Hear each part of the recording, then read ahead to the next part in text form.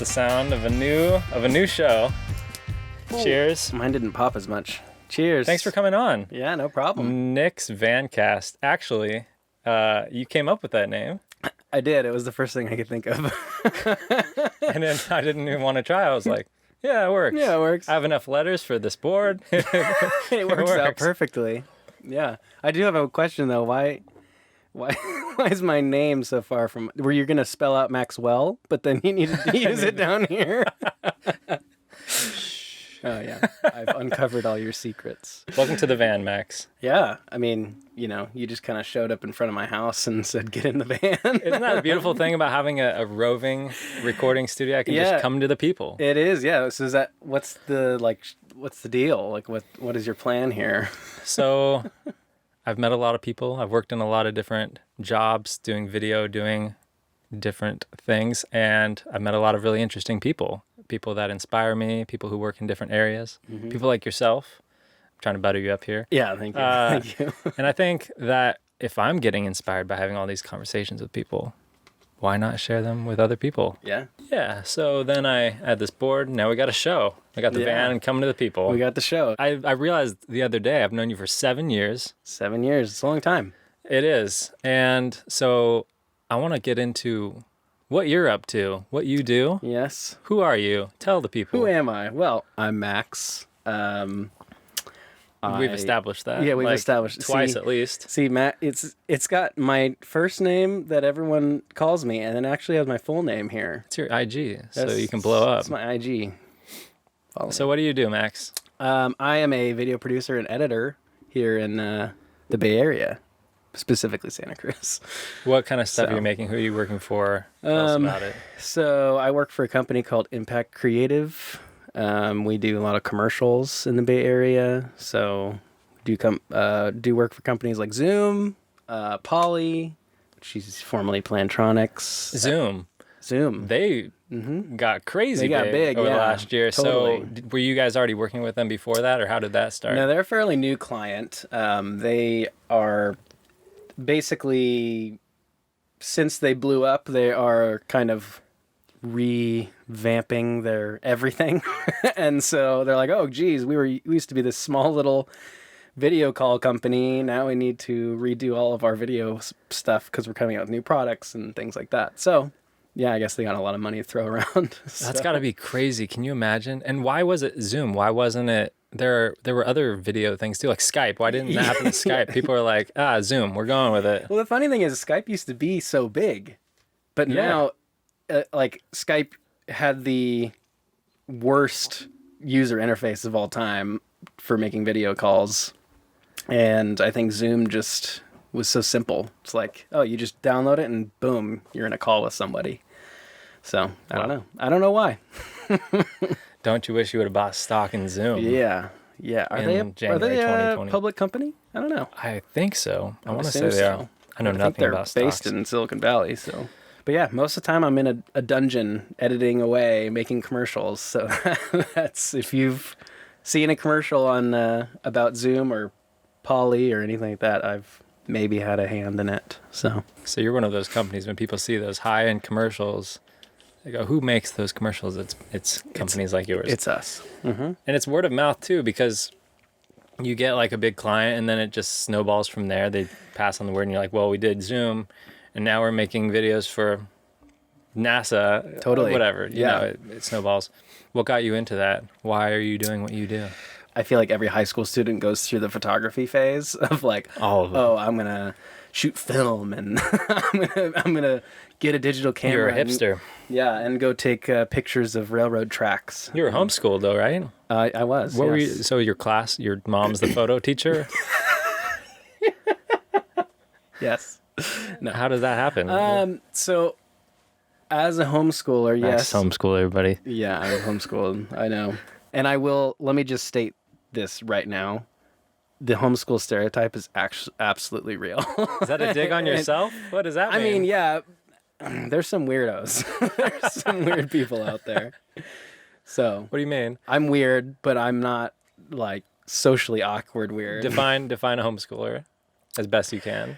The typical stereotypical homeschooler is someone who has no social like awareness. So I'm losing people listening. I know. I'm losing listeners before we even begin. Hey, but maybe people think this is fascinating. I don't know. No, it's fascinating. I think it's horrible.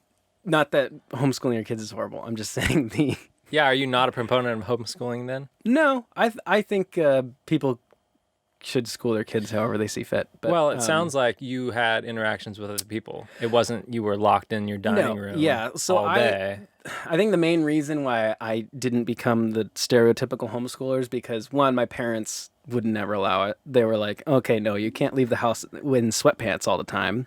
They knew, which is the stereotype of homeschoolers. They knew what you could turn out to be. Hold yourself up. Don't just like settle for being a schlub that sits on the couch all the time.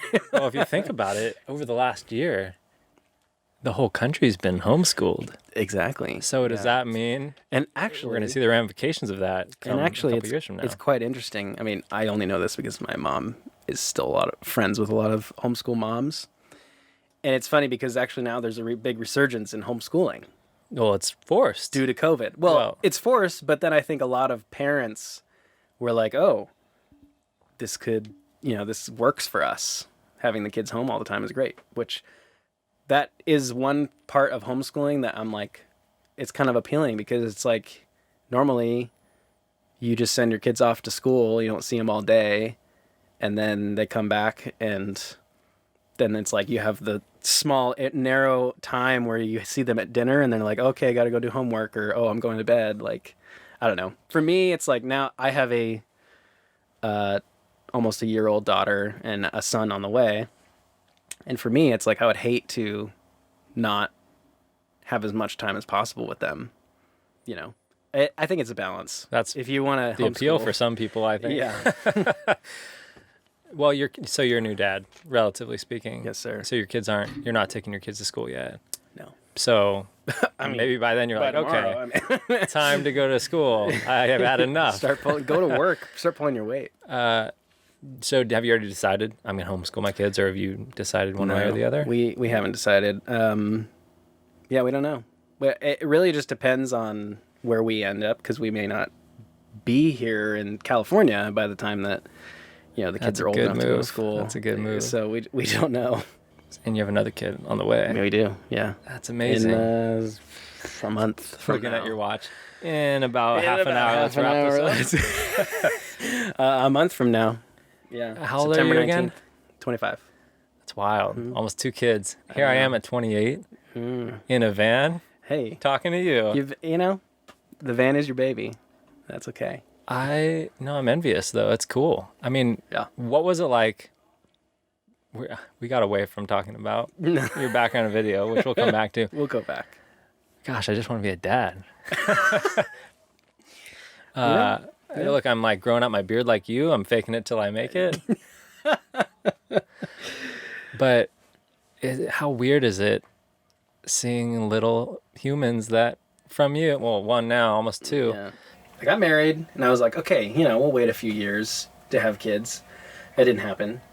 And so, when I was basically faced with like, I'm going to have a kid in a few months, I was like pretty scared because I have 2 nephews, but that's like way different than like having a kid that you are responsible for. Like, I'm responsible for them for the 2 hours that I'm, hanging out with them, right? When we had Ren, I was like, how am I going to do this? Like, what is this like? But it's weird because it just felt so natural. It like almost felt like she'd been there the whole time, there was no like struggle to like get this right, figure this out. Like it was instinctual. Wow. Which was like, I wasn't expecting that. Like no one really told me that was like a thing. And maybe it's not a thing for a lot of people. Maybe people are just... Maybe you're doing it all wrong. I'm doing it all wrong, and I just have way overconfident. But I don't know. For me, it was just like, oh, yeah, I'm a dad now. I'm waking up at 5 a.m. every day and way to brag. Taking care of my kids. I like how you subtly put that in our text earlier. You're like, yeah, I've been up since 6. Yeah. You were like, what are you, 87? You're making dinner at 5 o'clock. I eat lunch at 5 o'clock sometimes. I don't wake up late. I'm not some loser sleeping until 1. Gosh, now we got... This is the thing about van interviews. You have people blowing their driveways. Yeah. I'll shut the window. We'll get really hot in here. That's okay. That guy's blowing out in front of your house now. Yep. He's doing the whole neighborhood. Yeah. We take care of each other here at the end of 16 Plaza. Now people know where you live. This podcast is gonna blow up. They don't know exactly where. There could be plenty of plazas. How I got into video. Why do you create videos? Somebody put it like this one time, and they said, I create videos because it's the best way that I know how to relay what I see and the things that I experience in a visual way to somebody else, or not even visually, just emotionally convey my personal experience to somebody else. And maybe, that means somebody else does it through poetry or through photography, and like the way I do it mostly is through video. Mm-hmm. But then I start thinking about what's the motivation for even conveying it in the first place.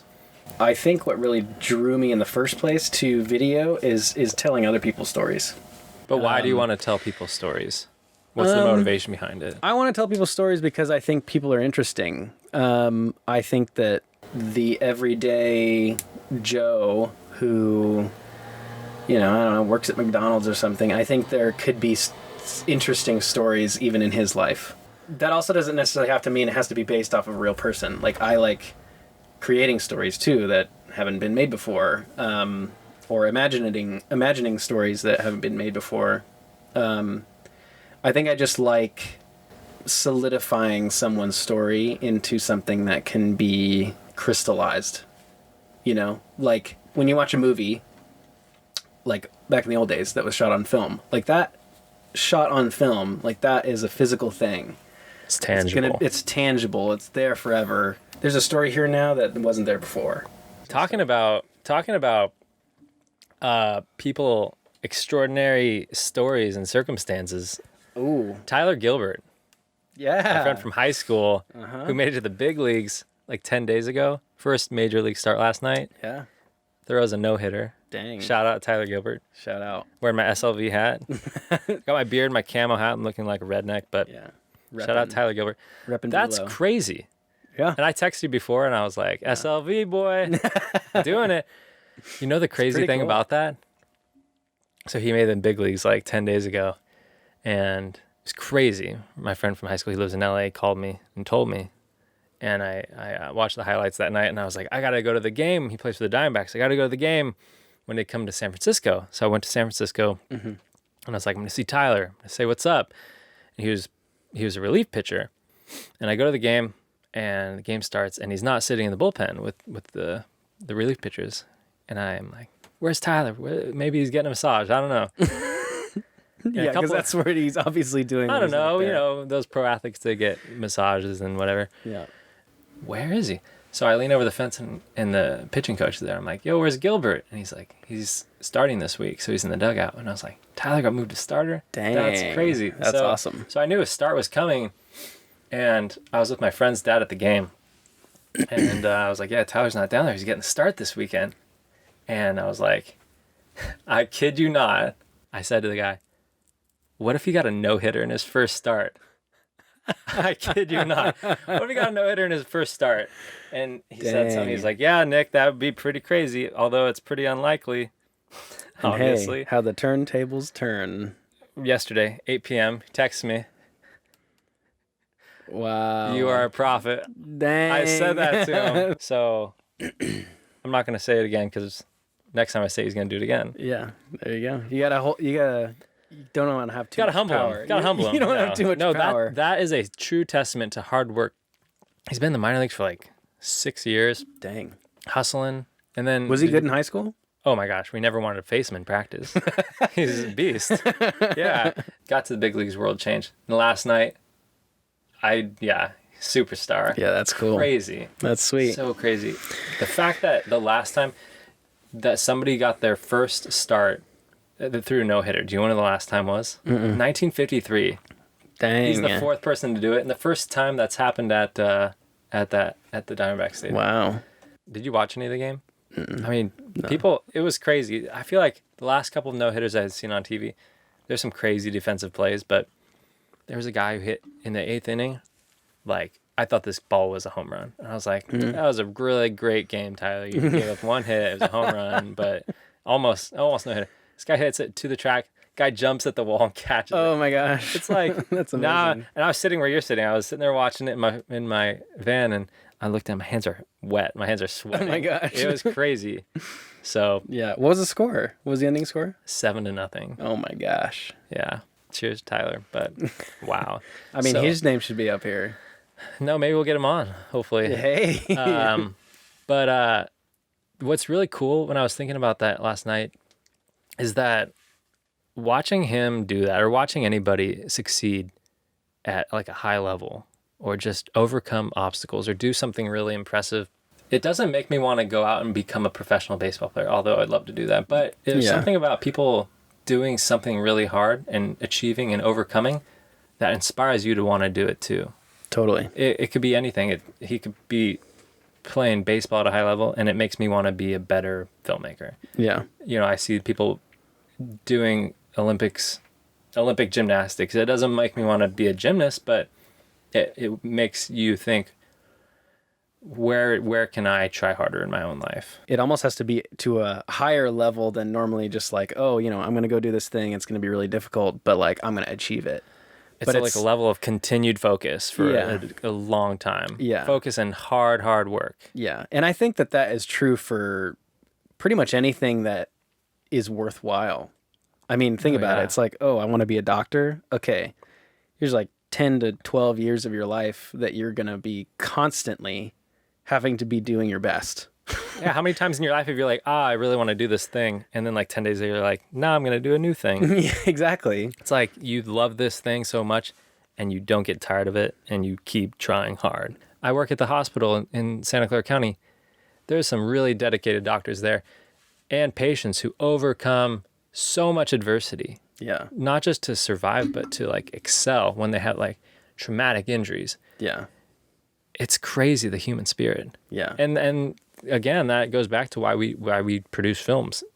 It's telling stories. That's why I want to do this. It's another medium to tell people's stories. Yeah. And I mean, I think that's kind of like the ultimate kind of, pot of gold at the end of the rainbow, is finding those stories of people that have overcome great odds, or, things like that. Because one, people love to see those kinds of stories, but at the same time, it also sheds light on, people that may not be as recognized, or people that just, their story hasn't been told before. And like you said, it helps other people want to go out and be like, oh, I want to give my best because I saw this person giving their best and they achieved it.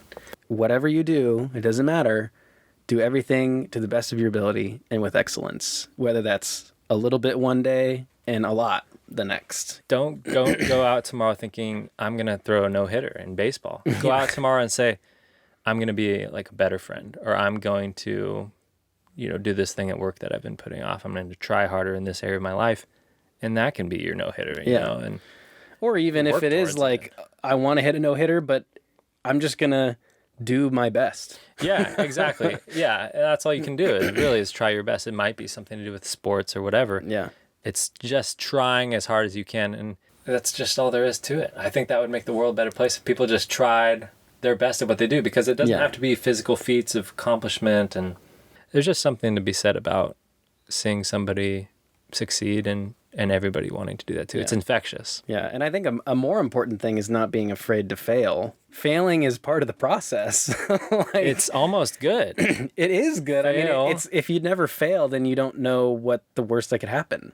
Fail, and then one day you're not going to, and it's going to be epic. And the other thing about not doing what everybody else is doing is that by being inspired to be the best that you can, we don't need a million people trying to make a better iPhone. Yeah. But we need people who are passionate about making efficient highways to travel on. We need people passionate about all sorts of things. Yeah. Sustainable farming. Yeah. Because if everybody had the same passion, we miss out on so much too. That right there is why I think filmmaking is it's such a saturated thing. of like everyone has this idea of like, oh, I'm going to go out, I'm going to make movies. How hard could it be? And it is getting easier. I mean, anyone with an iPhone and a YouTube account can upload videos, but I don't think that is the level that people are achieving, like, or striving for. Like, they're all like, I want to be the next Steven Spielberg. It's like, And that's when you fail. okay, yeah. I think, Why are you doing it? Are you doing it for the clout? Are you doing it for success? Or are you doing it because you're passionate about it? Exactly. Because when you do something that you're truly passionate about, I think that is when you become successful. And it's not because you're trying to be successful. It's a byproduct of doing something that you actually love. exactly. Like, and, you know, me, when I was first getting into video, it's like, yeah, that's the ultimate goal. I want to make movies in Hollywood. And then you slowly realize that kind of sucks to make movies in Hollywood. Like, it's So, well, great. some people love it. Some people love it, and that's great. And I am more than happy to consume those movies. Well, is it because you're settling, or because you found that that's not what you want to do? No, I think it's just, I mean, one day if I could make a movie and I had the opportunity, and, you know, not that it was necessarily dropped in my lap, like if I had to work for it, whatever. But I think that is not necessarily just my focus.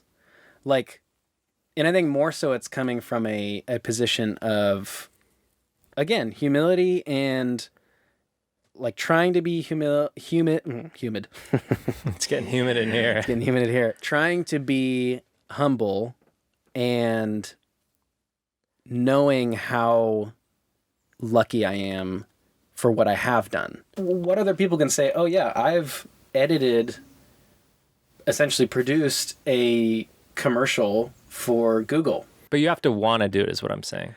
True. Somebody going, I want to make a bunch of money, and I think by doing that, I'm going to just make a video for Google. Yeah. No, it's like you have to be passionate about the craft. Yeah. And then those opportunities happen. And I'm passionate about editing. I'm passionate about filmmaking. Again, I think I have to put it into perspective of like, not many people can say that they've done that. And once you kind of have that mindset of, you know, I've done a lot of cool stuff, I'm going to do cool stuff in the future, but to be thankful for, hey, I have a good craft, I'm good at what I do, and I'm going to continue to get better every day. Maybe one day I will make a movie. But if I don't, I'm not going to beat myself up over it because I've done my best. I've showed up to work, I've done my best every day, and I have things to show for it. And there's opportunities, and there's going to be things that you become passionate about and you achieve just as a byproduct of trying hard. Totally.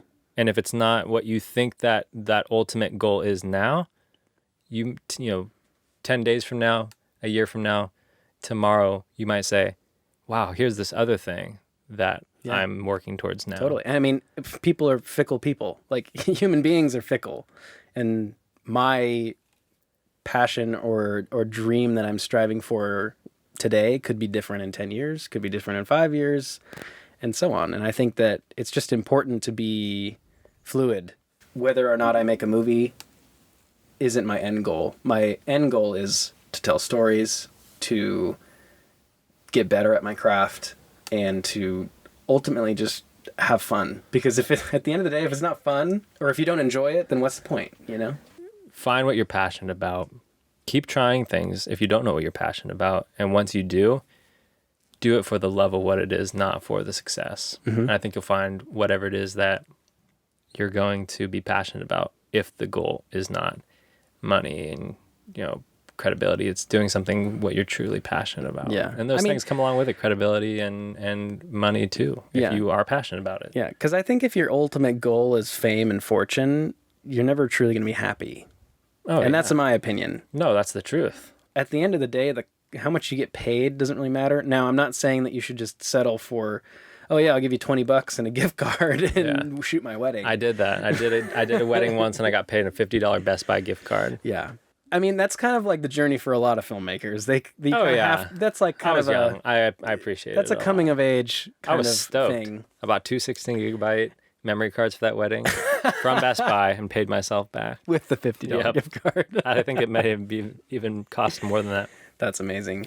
But, well, where can people watch your stuff? I usually post things on Maxwell Stove, Instagram. This is why I got the board. There you go. I also have my website, stovallproductions.com. Your stuff is good too. Seriously. Thank you. Watch his stuff. Appreciate it. Surfing, lifestyle, all of it. It's there. Yeah, and I've got more videos in the hopper to go up on the website. So sweet. There you go. Thanks for coming on. Episode 1, first Vancast. And you should consider yourself lucky, actually, because when I sent you the graphic that I wanted to use for the cover art, you were like, looks like a high school radio show. No, I'm such a good friend. I still had you here. I said a high school radio club. Wow. Way better. Way better.